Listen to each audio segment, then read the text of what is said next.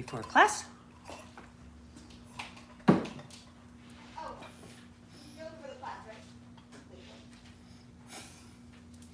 The car is directing someone over here, so we can wait for that person to show up. Hi. Welcome.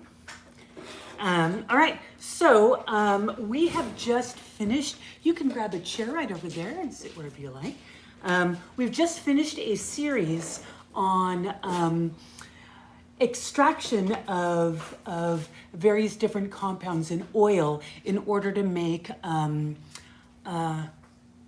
pain relieving salves. So the last four, was it four? I think it was 4 classes, was a series on different plants that are traditionally used for pain relief using topically. So we looked at cayenne and comfrey and arnica and St. John's wort, all of which are traditionally used for pain relief, but in very different ways. And in doing that, even though we were working with salves, so we're working with oil extractions primarily, we looked at different solvents, different ways to extract. If we use different plants, then they all have different kind of nuances in how we best extract them. So we've been looking at that, and a couple of days ago I thought, there's another different tweak that we weren't able to put into that class.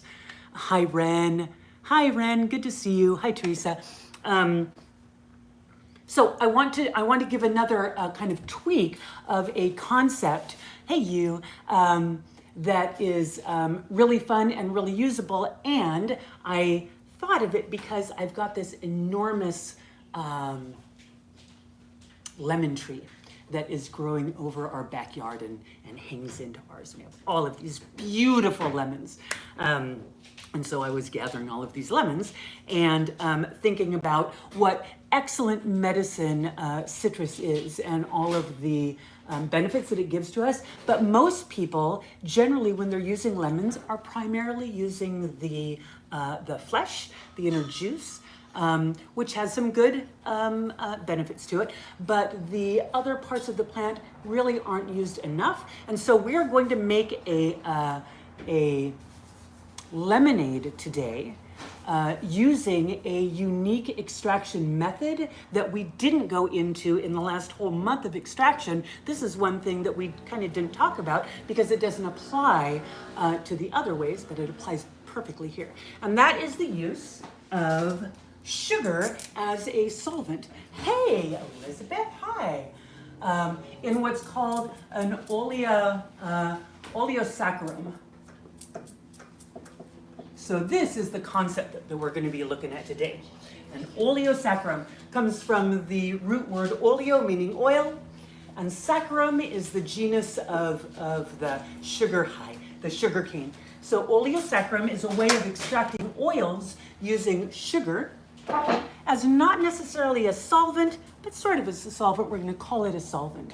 Now, when we think about sugars in general, with my students, I talk about this a lot because this is a really kind of major concept in terms of plant chemistry and how plants work with certain constituents. Whenever you see the presence of a sugar, a long chain of sugars or a short chain of sugars, sugars engage with waters. Right? Sugar likes water for extraction. Sugar holds on to water. Water follows sugar. Sugar's like a little sponge for water. And so we think about that whenever we have a plant that's rich in sugars, we're likely going to want to use water as our primary solvent. That herb that has a lot of sugars in it is likely going to be a plant that is going to be able to bring water into our body because it changes the structure of water. It makes it a form that our body can use. So they're generally moistening plants. But this is the third thing, we can use that tendency for fluids to follow sugar for extraction. So that's what an oleosaccharum is doing, as we're going to use that sugar to extract. But before we do that, we're going to look at the different parts of the lemon and look at the chemistry of it and see why we want to enhance extraction and use more than just the standard inner flesh and juice. All right, so we have 3 areas of the, I need to get some more black pens. I destroyed all of our black pens in a series of classes on oils, because as soon as I work with oils and then I touch the pens and it destroys the pens, and I had like 6 pens and they're like all gone within the space of 2 months working with oils. And this one is very oily on the outside. What was I just going to talk about? The 3 different parts of the plant. So we've got, if we start at the outer part of the plant, we'll make, okay, so we have,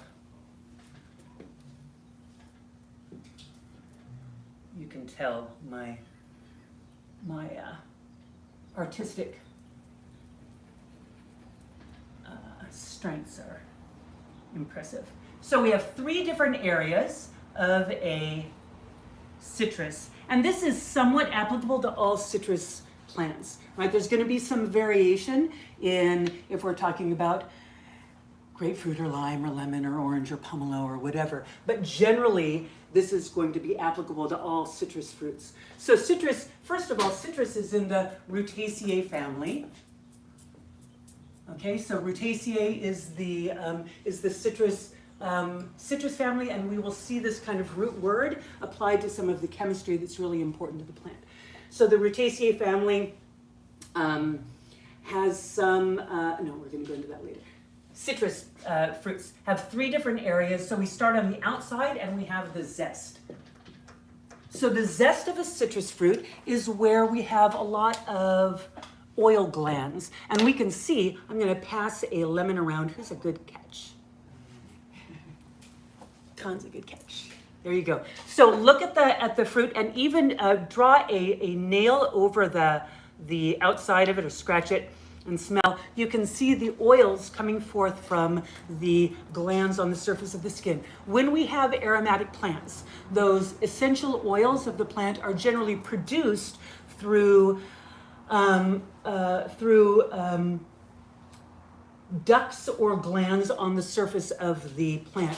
They are not held within the cells of the plant themselves. This is important because oftentimes when we're talking about the chemistry of the plant and extraction of that chemistry into a medium, if we're making a tea or a tincture or whatever, what we're looking at doing is taking the chemistry inside the cell walls, right? So there's cell walls and there's stuff inside the cells, and we want to get that stuff out. So we need to break those cell walls and extract that stuff from inside the cell, right? But volatile oils aren't inside the cell. They're on top of the surface of the plant, or they come through ducts from deeper within, from volatile oil ducts. But generally, they are oil glands on the surface of the plant. So we don't have to work too hard to extract essential oils from plants. This is also applicable to any other leafy plants that are also aromatic. So this same concept of the ducts and the glands on the surface applies to any other aromatic plants, things like peppermint and spearmint and lemon balm and rosemary and all of those. So when we're looking at those aromatics, it's much easier to get at because they are at the surface. So in the Rutaceae family, that zest, those aromatic compounds in there, very, very high, really high concentration of essential oils in there. And they are generally strongly antimicrobial, they're antifungal, they're uplifting, they generally tend to increase our mental clarity and focus.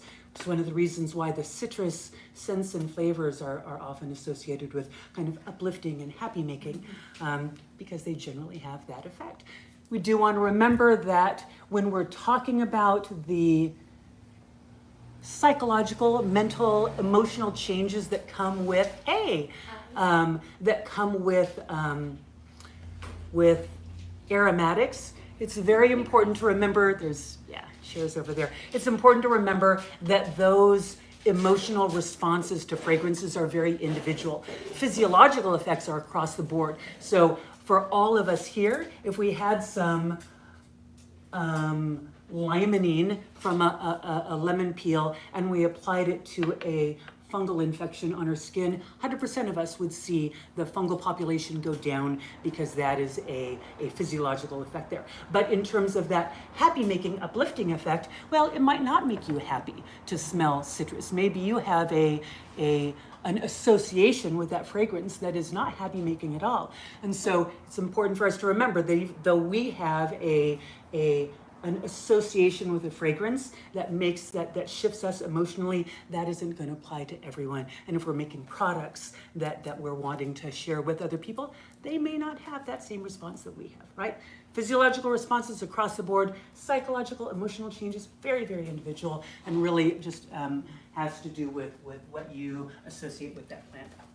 So one of the things that we do want to remember about this, one of the most important things, is that certain members of the Rutaceae family, those volatile oils in there, contain compounds called furanocoumarins. Furanocoumarins are sometimes abbreviated as FCs. And the furanocoumarins in the volatile oils of some citrus plants are so strong that they can be very photosensitizing, which means that when they get on the skin, it's going to cause discoloration, peeling, burning, irritation, really severe irritation if you have those oils and you go out in the sun. So they increase the sensitivity of the skin to sun. Not all of them are like that, but the strongest ones, the very strongest one is actually bergamot. Bergamot is a citrus fruit that is used, the essential oil is used to flavor Earl Grey tea. That distinctive flavor of Earl Grey comes from citrus essential oil from the bergamot fruit. And bergamot has the highest concentration of furanocoumarins of any of the citrus plants. You will almost never find bergamot essential oil that does not have the bergaptines, the specific furanocoumarins that are in bergamot, removed from it. And so you'll see if you buy bergamot essential oil, let's say bergaptine free or FC free, to denote that we have actually removed that compound from the essential oil so that it's safe to use topically. But if you have a citrus oil and it does not say furanocoumarin free, then using that on skin that is going to be exposed to the sun is not a good idea. Infusing citrus peels into oil that you're going to use as a massage oil is not a good idea unless it is bergaptine free. Hi Tuko, the smell of lemon makes me happy. Me too. Yeah, I am all about that. Can see left side of whiteboard. Probably can't hear me either right now, do you? There's the left. You're saying left as if I know left and right. Especially since you are flipped from me, so your left and my right are different things, but I'm gonna push it that way. Is that better for you? Any questions about the essential oils? No? All right. So that's the outer part. Then we go into the inner part, and this part everyone ignores, right? So this is, what's this called? The white part on the inside of the pith. That's right. So we have the zest on the outside, and then we have the pith. The pith on the inside is, to me, the most nourishing part of the plant, of the fruit. The pith is often removed and discarded because why? Why don't we eat the pith? It's bitter, yeah. As herbalists, y'all should be going, bitter? That's valuable medicine, right? In fact, in terms of bitters, using bitters, for those of you who aren't familiar with the use of bitters as medicine, the taste of bitter, when the taste of bitter goes over taste receptors on the tongue, it stimulates gastric secretions in the digestive tract, all along the gastrointestinal tract, from the salivary glands to the gut. We have an increased activity of digestion. So we have increased salivary gland secretion, hydrochloric acid secretion, pancreatic secretion, liver secretion. So all of these juices are coming online and waking up so that when we take food into our system, we have an active working digestive system, so that people who have weakened digestion, and that would be typified by bloating, gas, farting, burping, right? Basically, the food comes into your stomach and stops. You don't have active digestion, so it's sitting there fermenting, right? So when we have that condition, secondary to eating foods that maybe we're not digesting as well, or maybe our digestion is just weak, eating a small piece of lemon peel, about the size of your thumbnail, is a very good way of getting bitters into your diet. That bitter taste, as you chew that, is going to stimulate that digestion and wake up that digestion, so that the food that you eat in the meal following that is going to be digested more completely. So that's one thing. You can pay, $35 for a bottle of bitters, but you can also just get citrus fruits and just eat a piece of the peel before every meal. So we take it before every meal. It's not something that you're taking just first thing in the morning or right before you go to bed at night. You are activating that digestion immediately upon tasting that. And so before every meal, 10 to 15 minutes before optimally, you just nibble on it. Not a great idea to use it as a tea, because the two primary constituents in here are poorly soluble in water. So just eating them is the best. So the two primary constituents of interest in the pith are hesperidin and rutin. There's actually a bunch of different plant constituents in the rutin category, but this is the rutins are in there. Rutin gets its name from the Rutaceae family. One of the other rutin flavonoids, these are flavonoid compounds. Flavonoids are really abundant in plants. What do flavonoids do? Antioxidant, that's one. What else do they do? Anti-inflammatory, yes. And a third thing that antioxidants do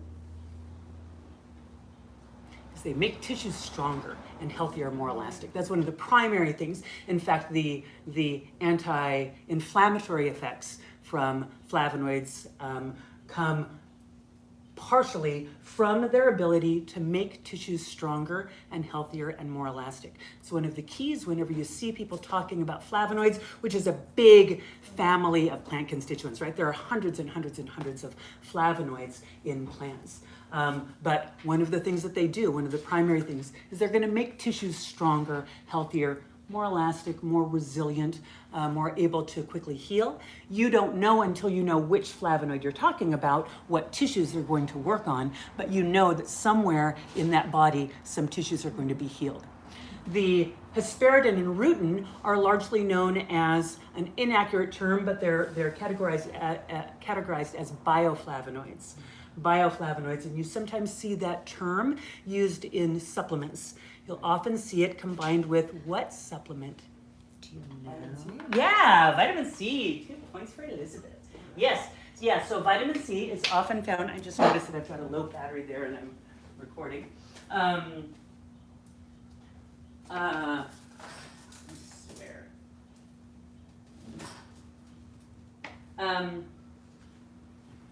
What was I going to say there before I got distracted? Vitamin C. I was going to say something. Oh, vitamin C. Yes, bioflavonoids are a cofactor with vitamin C. So bioflavonoids enhance absorption and utilization of vitamin C, and they keep vitamin C in the bloodstream for a longer period of time. This is beneficial because vitamin C is very water soluble, so you take it in and within 6 to 8 hours you pee it out of your system. So you cannot store and hold vitamin C. But when you combine vitamin C with flavonoids, that increases the length of time that the vitamin C stays active in your body. Vitamin C is important because it is the primary precursor to collagen, and collagen is the protein that holds us together. It is the connective tissue that builds us, right? In our bones, in all of our tissues, we require the collagen. So we can see how collagen and flavonoids work together for strengthening tissues. So eating the pith increases your intake of hesperidin and rutin, two nutrients that are extremely important to us, and they are poorly soluble in water, so they don't make great teas. So if you're eating the pith, then you are ingesting those plants. But if you're doing it any other way, you're not getting a whole lot of them. They particularly have an affinity for vascular walls, so they're particularly good for people with poor circulation, bruising, varicose veins, spider veins, hemorrhoids, things like that, along with what other constituents do that. Anthocyanins, which are the red pigment from fruits and vegetables. Yeah, so that's the pith. So a bitter compound stimulating digestion, but also even more important, a really abundant source of really important flavonoids that are so helpful for reducing inflammation, reducing oxidation, and improving the strength of tissues and increasing the availability of one of the most important nutrients that most of us are deficient in. Then we get to the inner portion, and that is the juice, right? So oftentimes we'll use the juice and the fruit itself, but generally this is the important part of the fruit that we're using. It's mostly water, but there is some vitamin C there. So vitamin C is carried in the flesh of the fruit. There is no vitamin C in the pith. There is no vitamin C in the zest. The vitamin C is only in the fruit and the juice. So when we have all of it together, we have that combination of vitamin C and the flavonoids and the aromatics from the zest, if we make it correctly. All right. So when we have just regular lemonade, well, oftentimes when we're drinking lemonade, there's no lemon in it, right? So much of what is sold as lemonade on the market has very, very little homeopathic level of lemon in it. But here we can have an abundance of lemonade and we can maximize everything. So let's look at maximization of all of this stuff using the oleosaccharum method. So those volatile oils in the zest,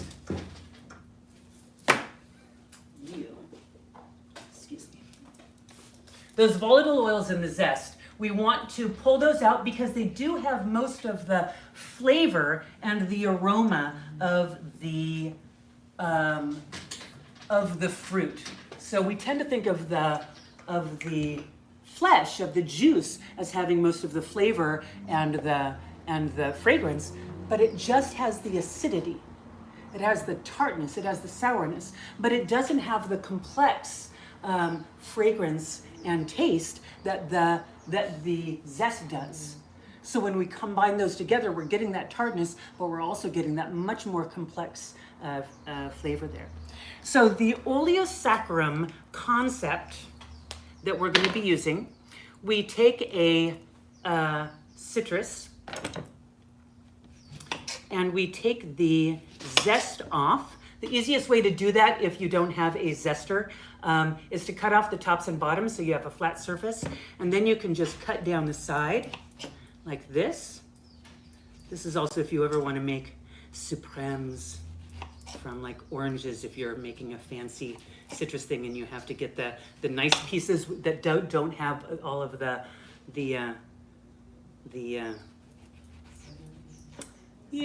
what is the word I'm looking for? The outer, yes, but the outer membrane. Thank you. The membrane. If you want to get it out of the membrane, then the way that you do that is you cut all of that off. I'll show you that we're not doing supremes, but this is a handy thing in case you come across a recipe that needs this.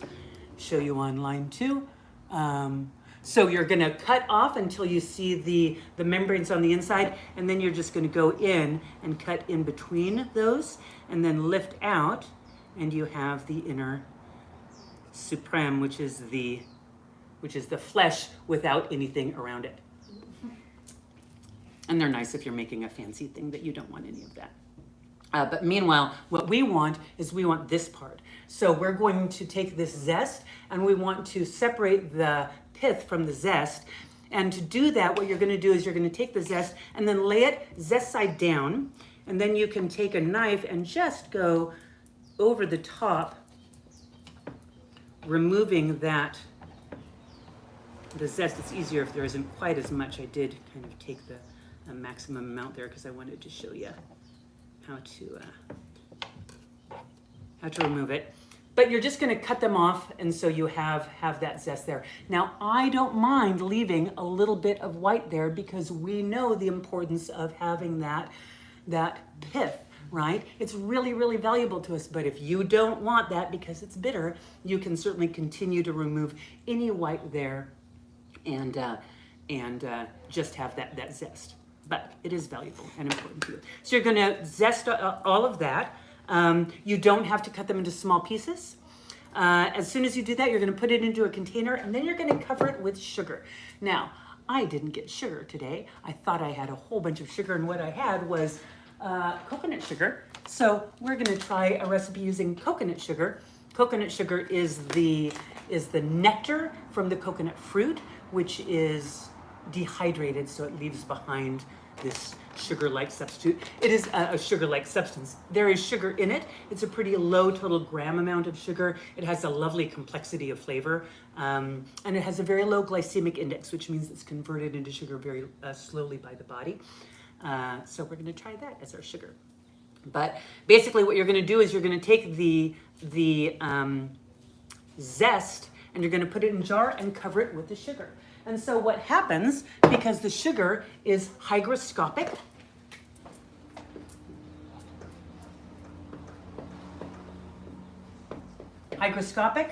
root word hygro meaning water, so it draws water to itself, right? Things that are hygroscopic are drawing moisture to themselves, and that is the action that we're using here. So this morning I zested three lemons.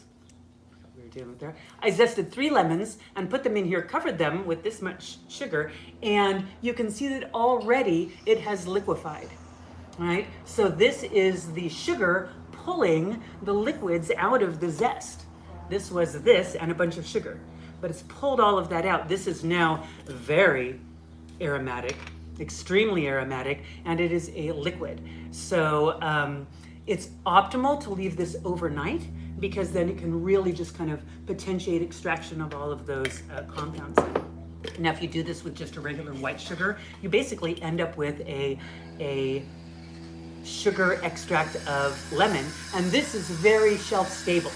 You can keep this because it's mostly sugar with a little bit of water and those essential oils.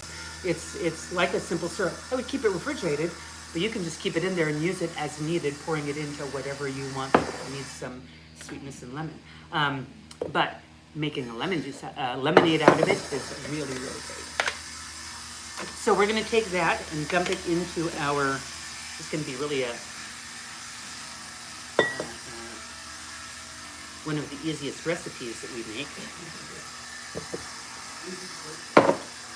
And then generally I like to use, when I'm making homemade lemonade, my ratios for that are about a cup of lemon juice, fresh lemon juice, to 4 cups of water. And then a bunch of oleosaccharum, however much oleosaccharum I have on hand I want to make. It might be from 2 or 3 lemons, it might be more. It's usually whatever amount of lemons I've used to make it, I'm going to use that saccharum. So we're going to add the lemon in there. I don't strain out the zest from there, because I'm about to put that citrus in there, and citrus is also, that very low pH is also a very good solvent. So I'm throwing that citrus on there to kind of wash all of those off, give another solvent, and then we'll top it off with water. It's going to be a little bit stronger. Now, we did not add to this recipe the pith, because again, it's not soluble in water. The hesperidin and rutin, it would be a great idea if we could just throw this in there and be okay with a little bit of bitterness in there, but also get all of those constituents. But they're just not terribly soluble in there, so they're not going to be happy. But that's okay, we got everything else. But these really, the best way to ingest these is just to eat the pith. Every time you have a citrus, a piece of citrus, just reach in there and grab some of that pith and just eat it as much as you can. The more you eat, the better it's going to be for you. There's no toxicity that we've seen associated with this. It's just extraordinarily good for you. And I think tasty. And I don't think it's that bitter. We eat a lot of things that are much more bitter than those constituents. And it's done. That's it. It's a really easy recipe. But this lemonade is going to be very, very tasty. So let me pour some for you. And with this lemonade, we did not use any heat. So all of the vitamin C that's in there is active. We do have some of the flavonoids because we did get some pressing in there, but not a whole lot. We're not relying on this. But you know, you can just nibble on some,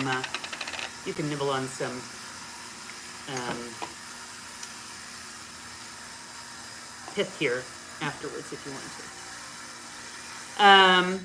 Any questions about this? No? Now you can also do this. It's really, really great with orange juice.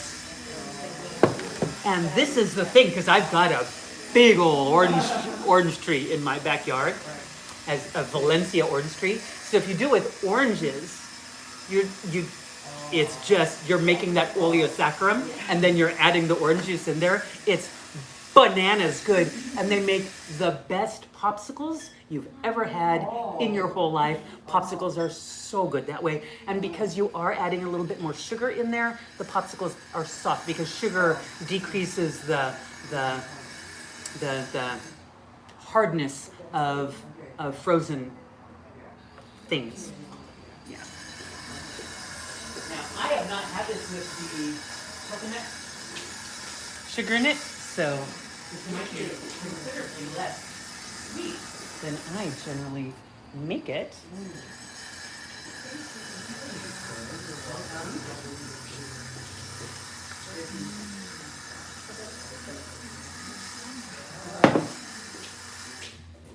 You and I are gonna get. What do you think? Yeah.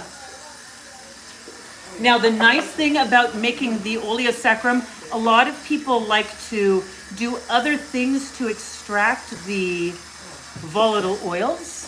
Out there, there you go. That is a very purple shirt. I just noticed how very purple that is. That's gorgeous.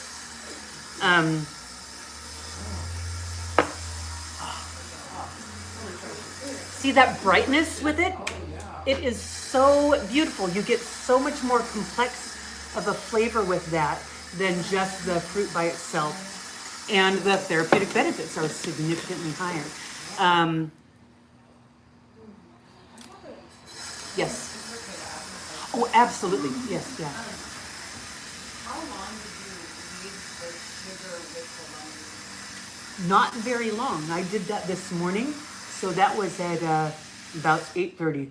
So 3 hours. Okay. But generally I would let that stay overnight. Yeah. Just overnight is or 6 to 8 hours, or all day long. You get it at night, just for a longer period of time.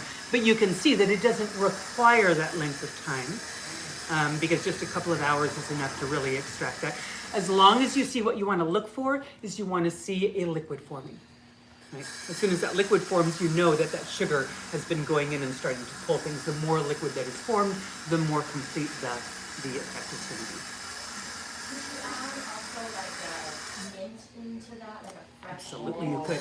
And again, with the mint, we're looking at a plant that has those volatile oil glands, and so you can make oleosaccharims with anything that has oil glands in it. So you could even make an oleosaccharum of mint. Yeah. Which means an oleosaccharum is the plant, and the sugar Is the sugar extract of the plant. Yeah, yeah. So you'd end up with a mint syrup. Yes. And the difference between making a syrup this way and making a standard simple syrup, what most people do is they'll just make a simple syrup, right? So you mix equal parts sugar and water together, you add your aromatic plants. What is the and then you bring it to a boil and melt the, you melt the sugar. You're boiling. You're using aromatic plants and you're boiling and heat. They're volatile compounds. You're throwing those, so you're always going to finish with a weaker volatile product if you throw heat on there. But here you're not using any heat, right? You're using that drawing effect of the sugar. Yeah. You do need sugar. This is just like most other syrups. Yeah. With that, it is that the action of the sugar, the chemistry of the sugar is the reason that we're using this. So you can't really say, well, we can use Lohan fruit extract or stevia or whatever. It's not going to be the same because we're relying on that quality of sugar. One more question. make like a lemon extract for Mm-hmm. that is typically lemon tincture. Oftentimes it's a lemon tincture or it's the lemon oil that has been dissolved into alcohol. Sometimes it's just the oil itself. Generally it's the oil, the lemon oil that's been dissolved in alcohol. If you have just, the standard little, what were the red and white ones that... Would you do it from the whole lemon or just like you did the oleo saccharum? Just the peel. Just the peel. So yeah, if you wanted to make your own lemon flavoring, yeah, you would zest them, remove the pith. Now, if you were making a tincture of it and you want it as a flavoring, then you'd want to be very careful to remove that inner pith and just use the zest.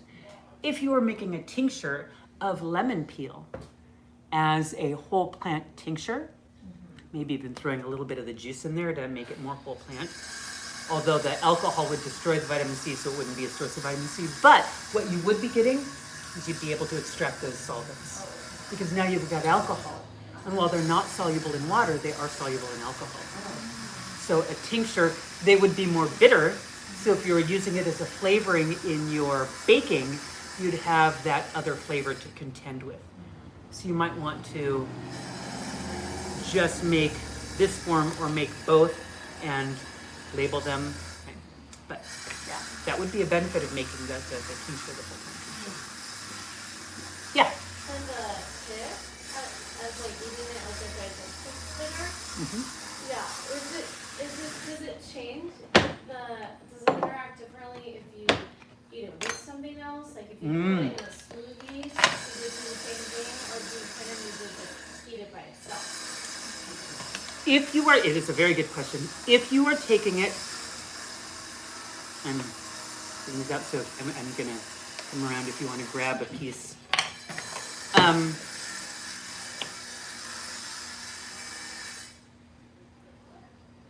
If you are, sorry, I started doing something, and then I was like, I'm gonna remember what she asked because she just asked it, and no. Tell me again what you said. Change it if you put it in a smoothie or put it in something else, or do you just kind of need to eat it by itself? Mm-hmm. If you're taking it for the flavonoid concentration, go ahead and use by itself. If you're taking it for the bitters effect, you want to have it by itself because, thank you. It feels good. Because bitters, now this is nicer tasting peel because this is a Meyer lemon. Yeah. Does it have more So- sugar in it? Yeah, Oh, yeah, yeah, yeah. The more you eat it, the less bitter it is. Exactly. Yes. Like so many things, right? When you first do them, your body's like, whoa, what's all of this then? But yeah, the more you do it, it's like, okay, yeah. Yes, it's bitter. Yes, it's aromatic. Those aromatics are dispersing. They move energy, so they're also very good if there's bloating, gas, stagnation, right? You don't have anything moving in your digestion. You have actually a duality of those aromatic compounds, and also the bitter compounds are really kind of waking everything up. So if you're taking it for the bitter effects specifically, you want it by itself because you have to have the taste of bitter going over your taste buds. And if you have it in a smoothie, that taste has been modified by the other ingredients. If you're taking it for the nutritional benefits, throw it in your smoothie, doesn't matter. Absolutely. You could even just save all of these and like you could blend them up into a slurry. Freeze them as ice cubes. Freezing in ice cubes is so handy. And then you could take those and throw those slurries of peels into whatever seems appropriate for them. Does heat destroy asparagus? No, very stable, which is why, so one of the other rutins that we talk about a lot is quercetin. Right? Quercetin is a rutin. It's rutinicide. I don't remember the chemical name. It's a long chemical name, but it is a rutin. And just like quercetin, what's my favorite source of quercetin? Caramelized onions. Because you can just cook onions down and concentrate the quercetin, and then you get to eat caramelized onions for your quercetin content. But even though you're cooking them for hours, it doesn't degrade the quercetin because heat doesn't damage them. Excellent question. We do want to be mindful of that. But yeah, super stable. Stable in heating, stable in drying. Just doesn't like to extract in water. Is the only thing. So this is true then for the pith of an orange? Yes. Oh, boy. Yeah. Or like a pomelo, and then you get all the pith, right? Yeah, okay. Another thing that you can do is you can take these and just pop them into a jar and cover them with honey and leave them for a couple of months, and they will candy. And the honey slowly comes in, and then you just eat it. Yes. Very, very, very, very, very, very, very, very good. Bitter, but you don't mind it. Throw a little bit of the juice in there. Yeah, quite yummy. You can also just boil them. You can make them candied. You boil them in a simple syrup, and then you dry them, boil it to remove the bitterness, or don't. And then just candy them. So you mentioned you could do this for any fruit, any citrus fruit. Any citrus fruits, yeah. I could see it for like the lemons and stuff, but with the oranges, wouldn't it be like really, really sweet? Because orange juice is already sweet. Wouldn't it be like just patient? Yes, but you get those volatile oils out of there. So yes, you'd have a little bit more sweetness because you are adding some sugar to orange juice, which is already sweet. So yes, it is a little bit gilding the lily to do an oleosaccharide in orange juice, but it's also really, really, really, really good. Yeah. Yes. I went there immediately. Yeah. Grapefruit out of there. Grapefruit, yeah. Lime, Oh, yes. I know. Now that she said I know. lime and mint. Yeah. Lime and Mother mint. Oh. Yeah. Makes a good mojito. Yeah, absolutely. Yeah, and you can even pre-make it, right? You can. That's your mojito muddle that you've already done as an oleosaccharum, and then you just have that, in your storage. So when someone comes over, you can just kind of grab some and throw whatever you're throwing in with your. Anyway, yes, it's a wonderful little trick. It's a really helpful trick. It's simple, fast, easy to do, but kind of rounds out our tweaking your solvent series that we went through. Yeah. How long can you keep the peels, like the pits in the sugar? Like, is it too long? Like, what if you want to have some on, just ready to go in your fridge? Just like keeping it in your container. Sugar is a preservative in itself, and as long as you have something that has over 50% sugar concentration, which you are way over 50% because there's very little dilution happening here, and you keep it refrigerated, it'll last months. It'll last a very, very, very long. You could certainly, if you were concerned about it, you could add some alcohol in there, and that would increase the shelf life. Just a little splash of alcohol. But I don't even think you need that, just because really the amount of sugar in there is so low. What you might notice happening, I've never had it around long enough to actually test any of this out because it just goes quickly. But what might happen is that sugar likes to form a crystal. And when sugar is in a super saturated solution, which that would be, it is going to revert to crystallization because that's the form that it wants to be in. It doesn't want to be in a liquid. It wants to be in a crystal. And so you will oftentimes see sugar fall out of solution and things, right? You have a liquid and now there's weird sugar crystallization. Sugar likes to be in a crystal form. That's just what it wants to do, whether it's in honey or anything else. So when you have a super saturated thing like that, that would be the only concern that I would have. And it's not really a concern. It's really just it might go crystallized on you, in which case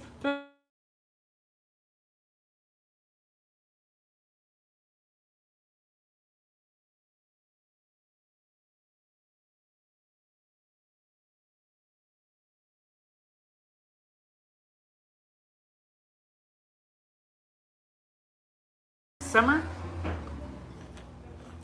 isn't citrus season.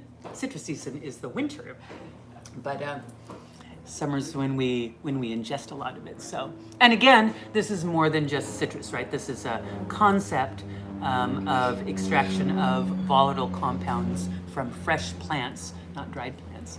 So you can apply that. But, yeah, there you go. Okay. Oh. Wow. Oh. Lordy. Okay. Well, it looks like maybe that